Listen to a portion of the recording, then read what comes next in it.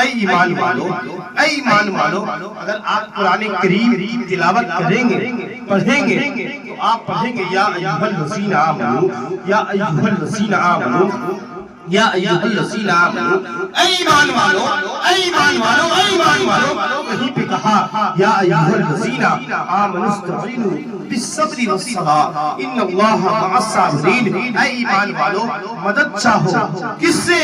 بالصبر سے، بالصبر والصلاۃ، صبر سے اور نماز سے، ان اللہ مع الصابرین، بے شک اللہ صبر کرنے والوں کے ساتھ ہے۔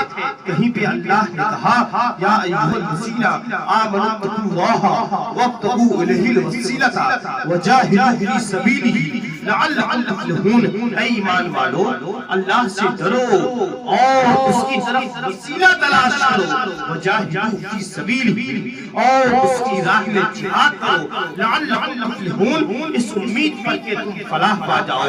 کہیں پہ اللہ نے کہا یا ایھا الذین آمنوا واسجدوا واعبدوا ربکم وافعلوا الخیر لعلکم تفلحون، اے ایمان والو رکوع کرو، واسجدوا اور سجدہ کرو، واعبدوا ربکم اپنے رب کی بندگی کرو، وافعلوا الخیر اور اچھا کام کرو، نیکی کا کام کرو، لعلکم تفلحون، اس امید پر کہ تم فلاح پا جاؤ۔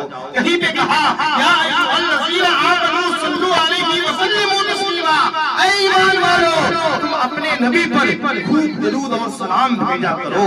کہیں پہ کہا یا ایھا الذین آمنوا قوا انفسکم واہلکم نارا وقودها الناس والحجارہ، اے ایمان والو اپنے کو بھی، اپنے گھر والوں کو بھی، اپنے اہل و عیال کو بھی، اپنے رشتہ دار کو بھی، اپنے دوست احباب کو بھی جہنم کی آگ سے بچاؤ۔ کس کی آگ سے بچاؤ؟ جہنم کی آگ سے بچاؤ جس کی ایندھن آدمی اور پتھر ہے۔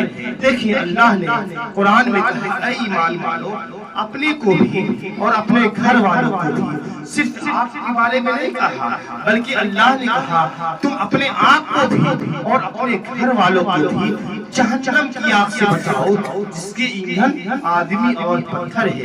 میرے محترم بزرگوں، دوستوں، عزیزوں، آپ جہنم کی آگ سے خود کو اگر بچا رہے ہیں تو کل بروز قیامت آپ سے بھی سوال کیا جائے گا، اور آپ کو آپ سے آپ کے گھر والے کے بارے میں بھی پوچھا جائے گا، آپ کے اہل و عیال کے بارے میں بھی پوچھا جائے گا کہ تو نمازی بن گیا، اپنے بیٹا کو نمازی کیوں نہ بنایا؟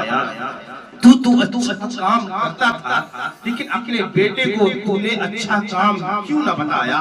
تو بھلائی کا کام کرتا تھا لیکن تو نے اپنی اولاد کو بھلائی کے راستے پر کیوں نہیں لایا؟ تو نماز پڑھتا تھا لیکن اپنے بیٹے کو، اپنی اولاد کو مسجد کی طرف ٹان کر کیوں نہ لے گیا؟ میرے محترم بزرگوں، دوستوں، عزیزوں، آپ بچ نہیں سکتے ہیں۔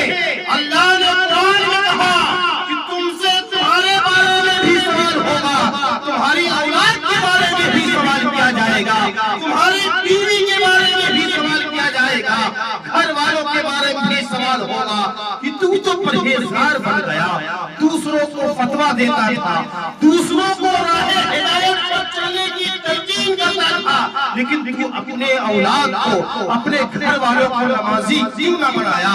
اس وقت آپ کے پاس جواب کیا ہوگا؟ اس وقت آپ جواب کیا دو گے؟ ارے قیامت کا میدان تو قائم ہونا ہے، قیامت کا ہونا حق ہے، کوئی مسلمان انکار نہیں کر سکتا ہے، اور جو انکار کر دے وہ مسلمان ہو ہی نہیں سکتا ہے۔